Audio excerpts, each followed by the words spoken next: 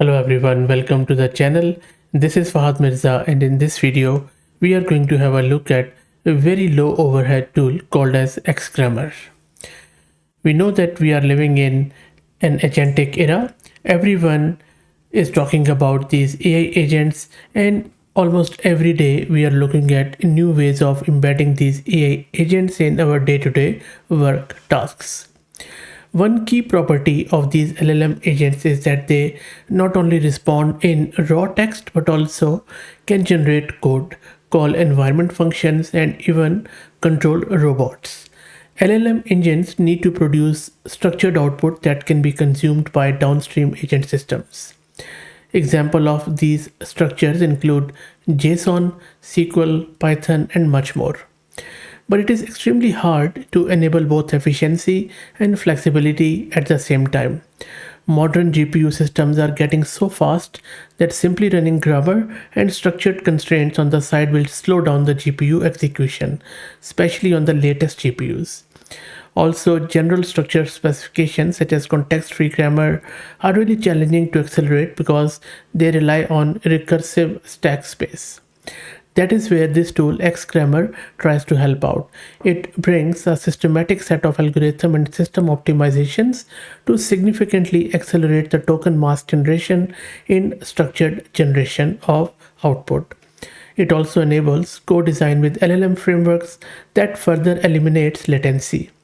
It enables near zero overhead structure guided LLM serving, which is quite interesting, and we are going to check it out with an example after installing it locally on our system. So let's get right into it.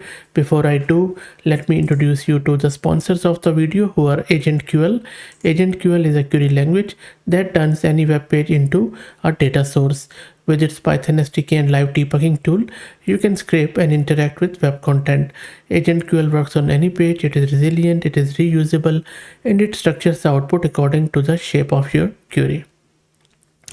Let's go and try to get it installed. This is my Ubuntu system. Let me create a virtual environment. It is highly recommended to create a virtual environment to create all the dependencies. Now let's install all the prerequisites, which include torch and transformers. Prerequisites are done. Let's install XGrammar, and we just need to use it with pip. Let's wait for it. It's not that big, so you see it is already installed. And then because I have a GPU card with NVIDIA, so I'm going to install the CUDA dependencies, which you can simply install. But before that, let's check the version of it. So this command shows you the XGrammar. There you go. So it means if you get this output, it means that it is installed. Now, as I said, we also need to install the dependencies with the CUDA for our GPU. Let's wait for it. That's already done. Now just to show you my GPU, this is my GPU, NVIDIA RTX A6000 with 48 GB of VRAM, and I will be using it with the model which I will show you shortly. And this GPU and the VM is sponsored by Massed Compute. So if you're looking to rent a GPU on very affordable prices, I will drop the link to their website in video's description. I'm also going to give you a coupon code of 50% discount on a range of GPUs, so do check them out. Okay, so we have our XGrammar installed, dependencies installed, everything looks good because we will be downloading a llama model. So we just need to log into Hugging Face with this command, and you would need a read token, which is a free token you can get from huggingface.co from your profile. So let me log into Hugging Face, and login is successful. Let me launch my Jupyter notebook because it will be easier to play with this XGrammar with the model and everything in the browser environment.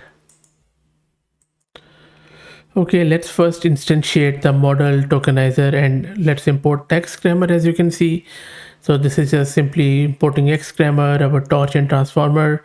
We are using our CUDA device. If you don't have GPU, just use CPU here. And this is the llama model which we will be downloading, and that is why I have logged into the Hugging Face.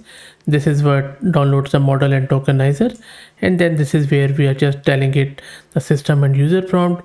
This is for AI, that it's an helpful assistant, and then we are simply asking it to introduce itself in the JSON briefly, and then we are applying the chat template to this text using the tokenizer to encode it and give it to model. And this is these are the model input which we will be passing to the model. So let me run this, and you can see that it has started downloading the model. It's a 1 billion model in Llama 3.2. And by the way, if you don't know about this model, one of the best small model out there, especially for the text generation, do check it out. We already have covered it on the channel in great detail. And you can see that the size is just even 2.47 gig. So let's wait for it to get downloaded. And the model is downloaded and loaded onto a GPU. Let me show you the GPU consumption. There you go, just 5 gig of VRAM you need for this model. Okay, so let's now compile the grammar, and we are simply using the tokenizer to compile the grammar and using this XGrammar's grammar compiler. So let me run it. Initialization is done, and all which is remain is to generate the output with the help of these logits. Logits are simply the raw probabilities or raw output whenever we are using these transformer models. So we are just generating the logits, we are generating the output from the model, and then using the tokenizer to decode it and then print it out. So let me run it. And there you go, you can see the JSON response, which has been grammatically correct, where it has given its helpful assistant name and then just a little bit random description. Of course, you can change it as per your own requirement. One of the use case which really jumps out of it for me is the dataset creation. I think if you want your dataset creation process to take a very specific sort of format, and you really want your LLM generated output to conform to a specific format, then this could be of a great help.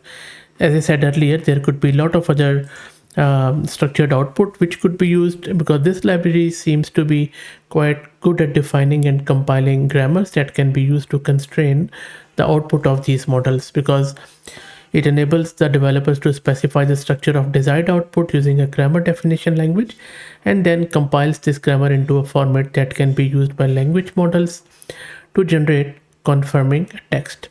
So it looks like a good stuff. I'm not sure if it deals with XML or not, because if it does, it would be real icing on the cake. If you're interested in learning more about this, they have a very good set of documentation. Their GitHub is also quite active, it seems. So feel free to go and check it out. I will drop the link to it in video's description. If you like the content, please consider subscribing to the channel. If you're already subscribed, please do me a favor and share it among your network, as it helps a lot. Thank you for watching.